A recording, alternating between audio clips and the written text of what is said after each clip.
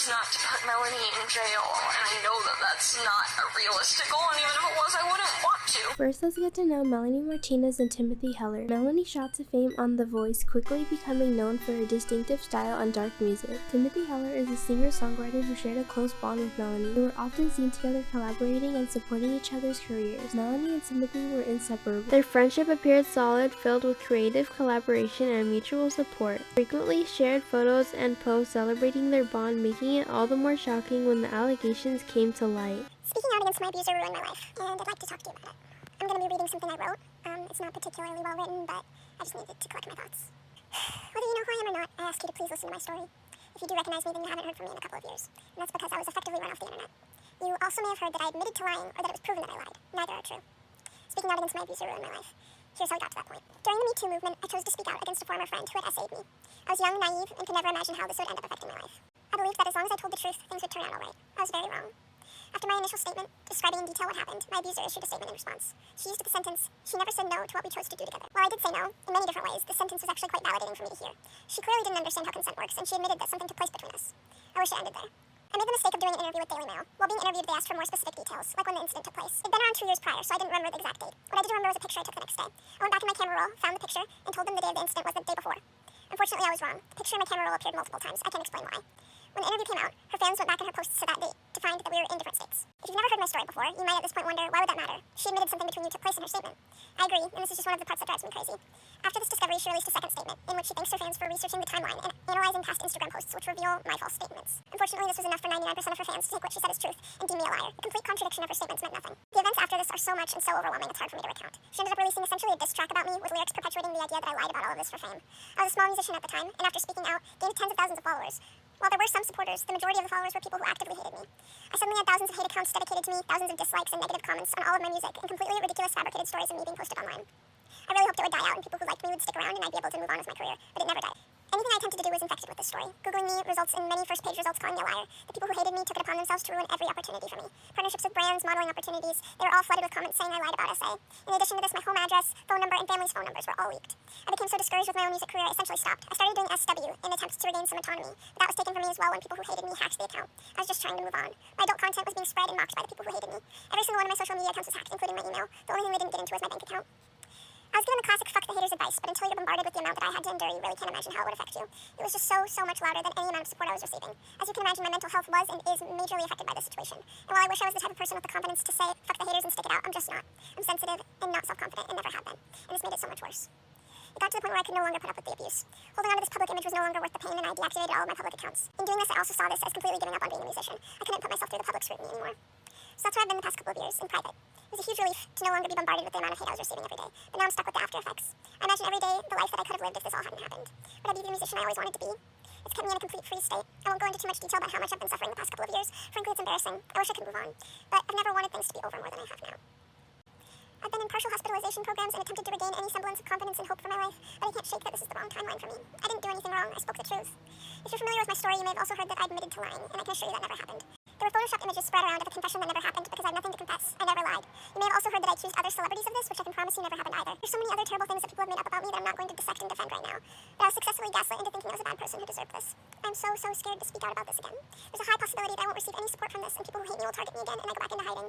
I ask that if you are someone who is under the impression that I lied about this, to please hear me out.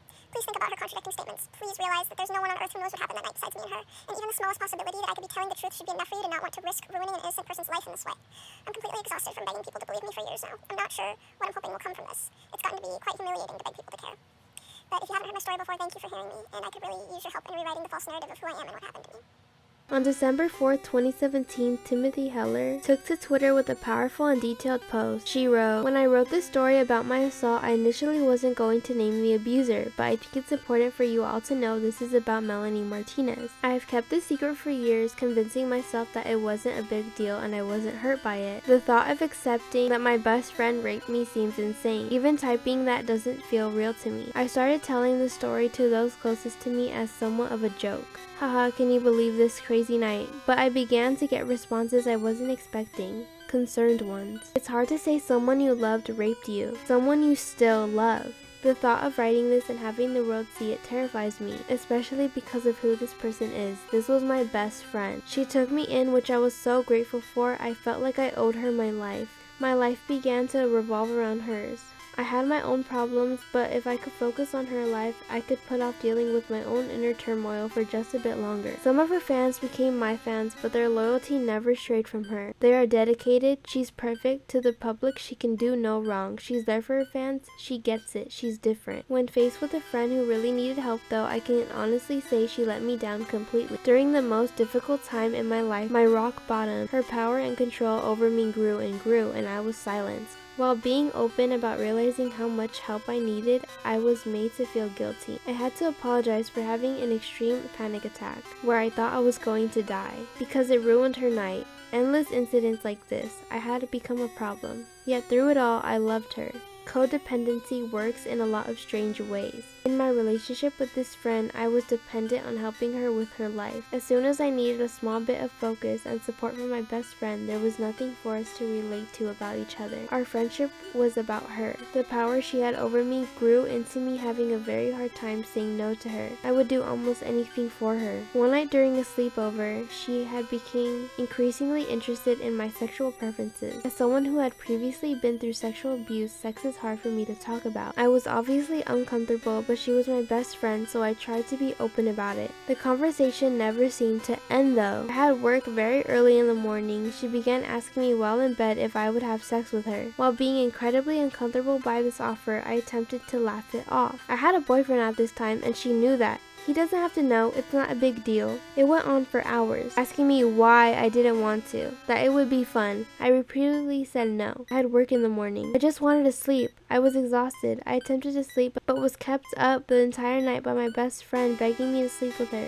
It seemed strange, but she was my best friend. I said no, and I thought we could move on. The next night, unfortunately, went the exact same way. Regardless of my response the first night, she was not giving up. If she had gotten the hint, she didn't care. I was exhausted. She convinced me to smoke weed, and since I have a hard time saying no to her, I complied, thinking maybe then I'd be able to just fall asleep and avoid the situation altogether. The same conversation began to happen, continuously trying to convince me it was going to be okay and it would be fun and feel good. I would say my boyfriend would be so upset. I really need to sleep. I have to work in the morning. I said every form of no I could think of. As I lay praying to fall asleep, she began touching my arm. I allowed this to happen. Maybe she'd give up. This went on for maybe an hour. I got increasingly uncomfortable. I started giggling, saying that it tickled. I in no way wanted to make this a sexual situation. Can I just do this? Can I just touch your arm? Can I just touch your boob? She began bartering with me. All I wanted to do was go to sleep. She began talking about the appearance of my boobs and begged to just touch them. We didn't have to do anything else. I was so exhausted and confused and high and belittled, I just allowed it to happen. This led to her touching the rest of me. I never said yes. I said no repeatedly. But she used her power over me and broke me down. Just so there is no confusion, I was molested by my best friend. I lay still in shock, completely not reciprocating. I hate speaking so bluntly on this because it makes me extremely uncomfortable. But she performed oral sex on me, and then I was penetrated with a sex toy without being asked. That's what happened. The bottom line that I need to always remind myself is that I said no for 2 nights straight. It doesn't matter. I didn't resist the action. Been broken down. She knew I didn't want to. I made that clear. I didn't scream at her. I didn't force her off of me. 1, because I loved her. 2, because I just wanted it all to be over. I never talked about this night ever again. While it completely messed with my head, there was no way I could have been raped by my best friend, right? Our friendship ended because she decided she didn't have time to worry about me anymore. She cared too much about me, it was holding her back. I'm not sure how to end this story. I'm terrified of the response I'm going to get. The only reason I do this now is because I'm hoping of recent events people will believe me. If you begin to doubt the abuse taking place in this story, I beg you to imagine her role in this being a man. Girls can rape girls, best friends can rape best friends. Friendship does not equal consent. Silence does not equal consent. I wish it wasn't so hard for me to convince myself of these things. So Timothy detailed how Melanie stayed over at her place to offer support during a difficult time. According to Timothy, Melanie's comforting presence turned into unwanted advances. Timothy described feeling powerless, stating that Melanie used their friendship to manipulate and coerce her into non-consensual acts. This paints a disturbing picture of betrayal and abuse of trust. Melanie Martinez responded swiftly, denying the allegations. she tweeted, "I am horrified and saddened by the statements and story told tonight by Timothy Heller. What she and I shared was a close friendship for a period of time. We came into each other's lives as we were both starting our careers as artists, and we tried to help each other. We both had pain in dealing with our individual demons and the new paths we were forging. But I truly felt we were trying to lift each other up. She never said no to what we chose to do together. And although we parted ways, I am sending her love and light always." The part where Melanie says she never said no to what we chose to do together, people really took that out of context and took it as she did do it, since that basically means that they did do something together. This led to many Melanie fans throwing away their merch and literally destroying it all. And others were just unsure of who was telling the truth. Timothy Heller misspoke about the date of the alleged incident, and Melanie's fans used this to question her timeline, pointing out that they were in different states. This led to accusations that Timothy was lying for fame. After fans disproved her claims, Melanie said, "I understand how hard it could be to see my side of the story, considering no one with a heart would want to invalidate anyone speaking up about this topic. I want to thank my fans who took the time to research the timeline and analyze past Instagram photos, question the story being told, which reveal her false statement. I trusted so many people in my life who took advantage of that trust for their own personal gain. Please know that my intentions with everything that I do in my life are always pure, and I would never be intimate with someone without their absolute consent." This statement resulted in Timothy getting a lot of hate from Melanie's fans, which continues to happen to this day. Recently, Timothy revisited her story, and some of Melanie's older fans are now reconsidering the allegations. Some of the proof used against Timothy, like fake screenshots claiming she admitted to lying, have been debunked. Despite this, many argue they should take it to court. That's problematic due to the statute of limitations, the difficulty of winning such cases, and the fact that they are both women, making traditional forensic evidence less applicable. Some criticize Timothy for not going to the police or court, but this ignores the complexities victims face. It's important to remember that celebrities often see fans as sources of revenue, not personal connections. It's okay to be a fan, but blindly defending someone without considering all perspectives can be problematic. Calling out your favorite artist when accused of wrongdoing is about holding them accountable. Now on to debunking the Melanie allegations. So Timothy supported her statements by providing two pieces of evidence. The first piece of evidence she provided was a photo of Melanie during the alleged sleepover. This picture was sent to Newsweek and later re-released as part of an interview. And there's the issue with the handcuffs. People were saying that Timothy is the bottom, so how could she stop Melanie? But I have no opinion on that. The second and final piece of evidence Timothy provided was a video. People questioned the dates, saying they were wrong. Timothy responded that iCloud had changed them. She posted the video on a now deleted tweet on December 30th, 2017. It's significant that this situation carried over into the new year. We'll discuss the pieces of evidence later, but for now let's address Melanie's statement. Timothy says she repeatedly said no. Now Melanie responds to this by saying she never said no to what we chose to do together. We read the statement, and if you want to quickly review it, there it is as a refresher. The general public misquoted Melanie's statement, saying she never denied the accusations.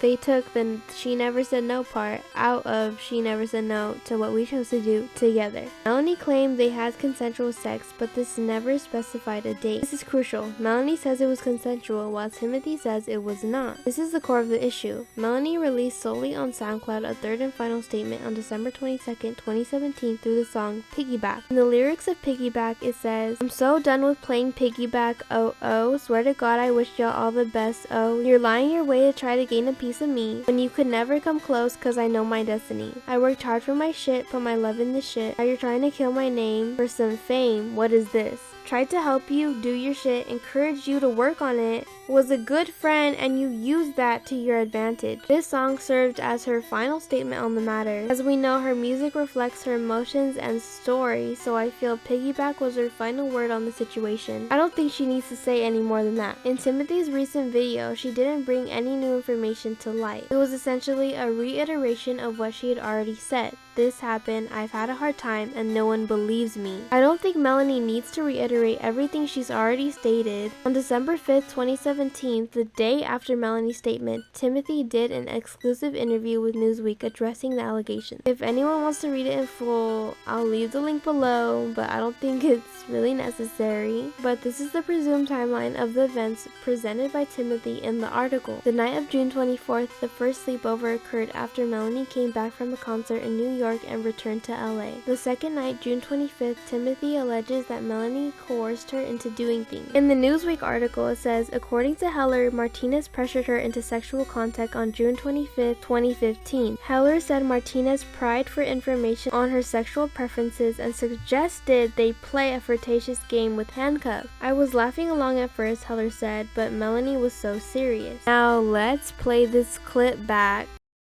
Yeah. Speaking of that picture, what was that a picture of? Like, what were you guys doing?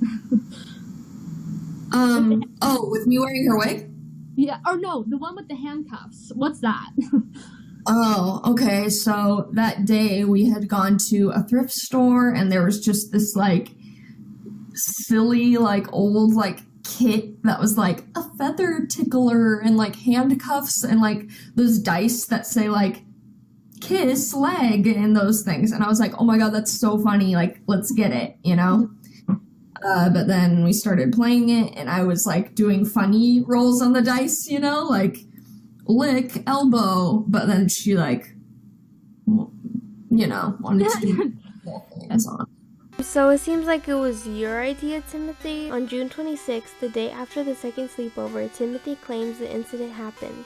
However, Melanie couldn't have been in LA on June 25th because she was in New York, and she didn't acknowledge Timothy's dates in her statement. According to Timothy, the alleged abuse happened on the second night, but there are discrepancies. Timothy's iCloud and social media posts suggest different dates. Timothy provided a photo as evidence allegedly taken on the night in question in 2015, which was posted on Snapchat in 2017. This photo was re-uploaded by a fan page. Another archive of the same photo was found, uploaded in December 2015.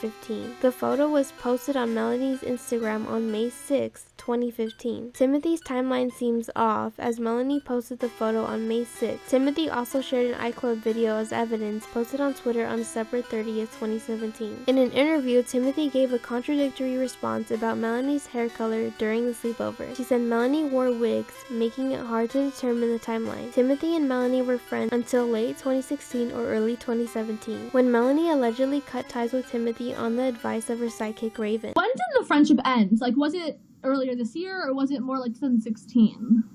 Like, when did, like, because you said on the live stream that like she texted you or you texted her about her unfollowing you. When like was that? I can figure it out. Let me check. With those braces, don't even waste your time, Tim. That's really nice, guys. Thanks for the kind comments. Wow. She's nice, guys. What the hell? Where is it?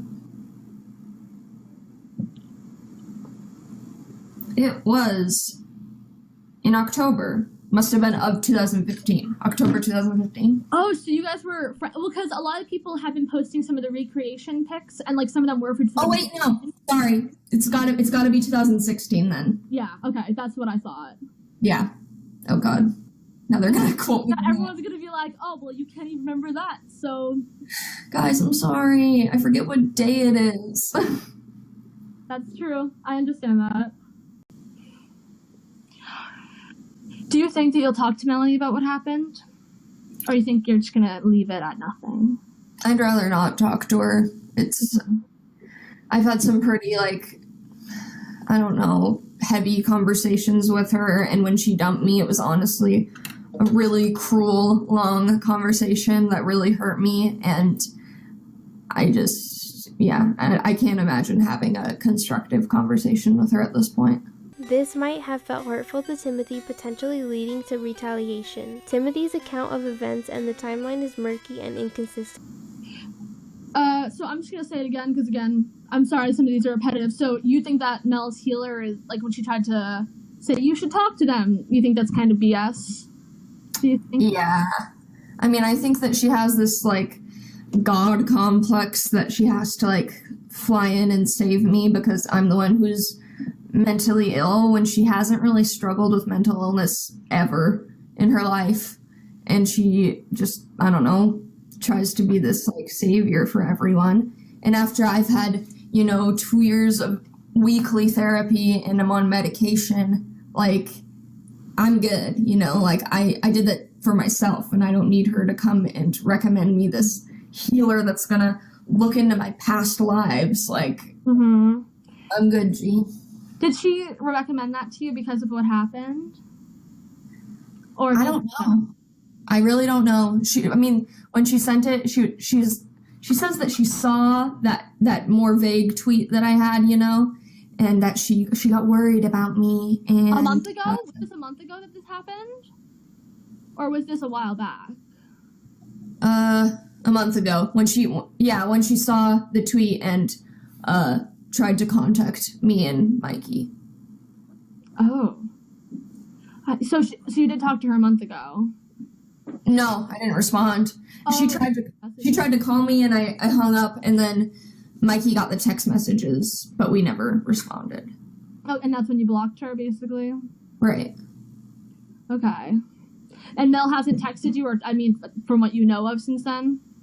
That sounds... I wouldn't know because I still have her blocked. Okay.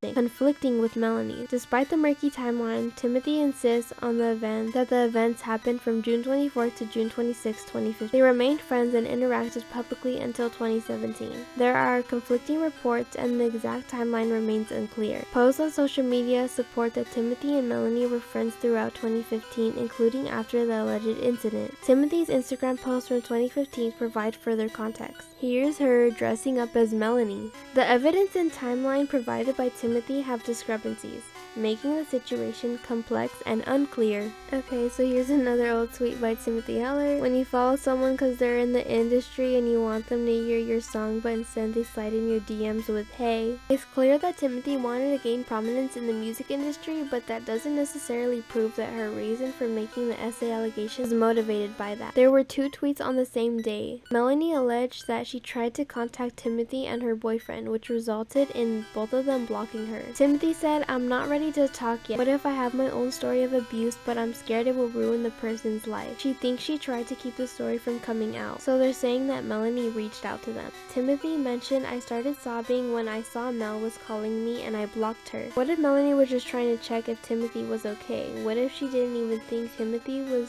about to accuse her? She says that she saw that more vague tweet that I had, and that she got worried about me. And a month ago? Melanie then tried calling Timothy's boyfriend and sent him several texts. Melanie asked him to put her in touch with Timothy, and Newsweek has read Martinez's text messages. After Timothy made those tweets about having her own situation, it seems Melanie started freaking out and tried to reach out to her. Timothy claims the call didn't take place. She accepted the call but hung up immediately. I really don't know. When she sent it, she says that she saw that more vague tweet that I had, and that she got worried about me. And a month ago? Was this a month ago that this happened? Or was this a while back? A month ago, when she saw the tweet and tried to contact me and Mikey. Oh. So you did talk to her a month ago?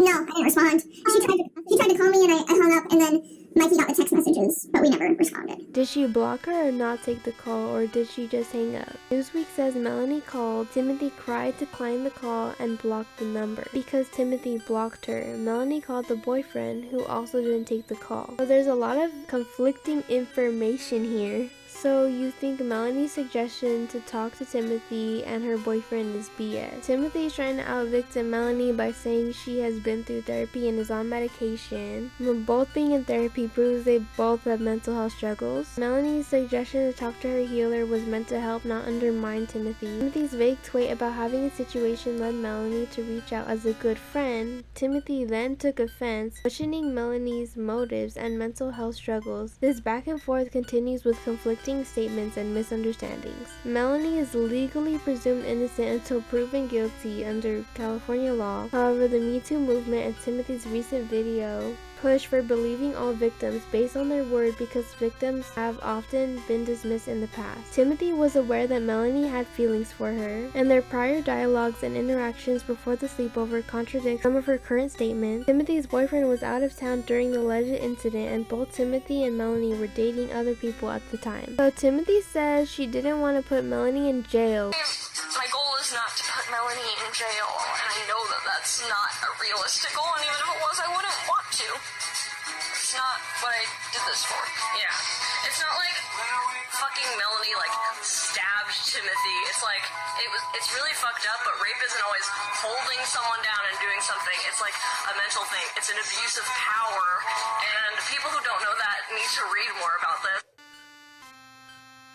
Which is probably why she hasn't pursued legal action, but if she doesn't want a court case, why bring it up again on TikTok? What's the goal here? In her video, she said she doesn't want Melanie in jail, so what does she want? The situation Timothy describes in her current video seems very different from how it played out in 2015 to 2017. According to the evidence, it was a kinky game they both wanted to play. After a fallout, Timothy claimed it was sexual assault, but Timothy was the one who wanted to buy the game. If Timothy doesn't want to ruin Melanie's career or see her go to jail, what's the point of all of this? If it's just to share her story, then okay, then that's understandable, but it feels contradictory when Timothy herself wanted to buy the game. When asked about Maddie, Timothy described her as the other girl who slept with Melanie, not the other girl Melanie abused. This implies consensual sex rather than assault. Maddie was the other girl who came out with a tweet about Melanie. She said, also something similar, not rape, happened with me and Mel. She begged me over and over again to sleep with her, and I finally gave in. She wore me down. I said yes, but it was not the same with Timothy. I will support Timothy Heller to the end. And she comes out with another tweet saying, FYI everyone, I think a lot of people misinterpret this. It was manipulative of her. What happened between her and I was consenting. I wanted to share this, seeing how a lot of people are calling Timothy a liar. He's not. We were both great friends with Mel. Timothy claimed she didn't know if Melanie is bisexual, but Melanie never outwardly told her. The eye roll.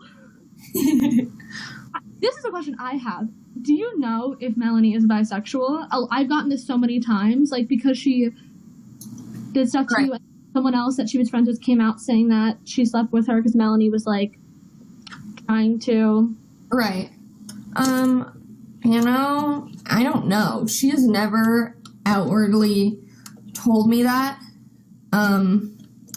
I don't even really know if I consider, like, because Maddie, the other girl who slept with her, Melanie dumped her too very shortly after. Maddie, the other girl, was also dropped by Melanie shortly after their interaction. Timothy and Maddie like to portray Melanie as having no real friends, and they like to convince people that she's a possessive and bad person. They made it seem as though Melanie likes to drop people after having sex with them, but Melanie remained friends with Timothy up until a year after the event occurred. Melanie definitely had more power in their relationship, employing Timothy to open for her tour, having more money and fame. Timothy idolized her, had her own mental health issues, and was the one who suggested buying the game and having a sleepover. Photos of Melanie, handcuffed with a blindfold on, suggest they were taking turns and that it wasn't assault. The timeline is still unclear, and the photos provided were not sequential, spanning over a month and a half. This makes it more believable that it was a consensual game now, being used to demonize Melanie after a friendship fallout. Timothy's recent video seems aggressive and callous compared to the victim mentally she portrayed last week. She said she didn't want Melanie in legal trouble, didn't want her to go to jail or lose her fame. This inconsistency makes it hard to believe her account. From Timothy's own words, she was the one who suggested buying the game. Kiss, leg, and those things. And I was like, oh my god, that's so funny. Like, let's get it, you know?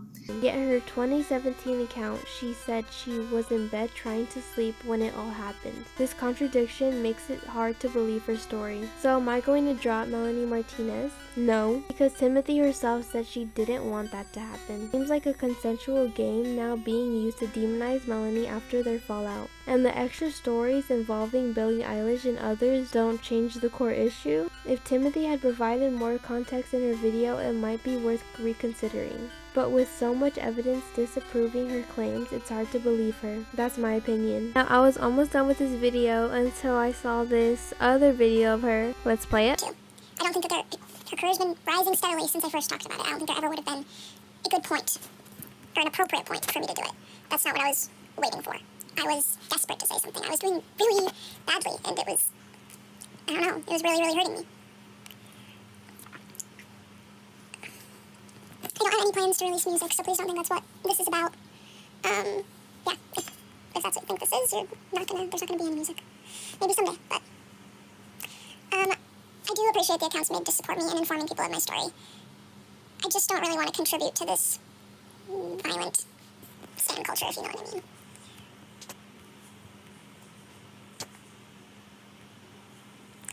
And that is what I'm trying to say. I don't want people who support me threatening anybody. I want us to handle this as peaceful as possible.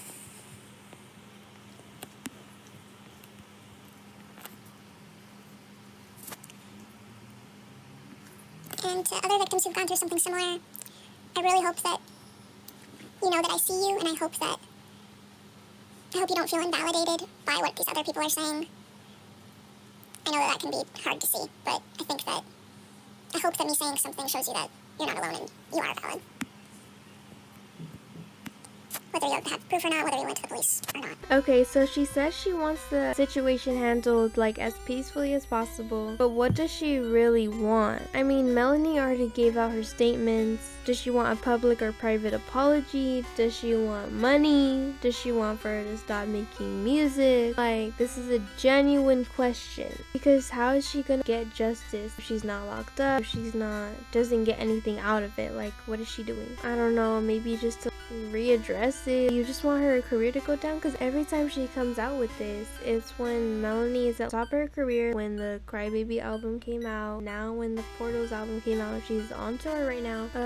I don't know about this. Thank you for watching. If you made it this far into the video, comment, like, and subscribe. Until next time, boos.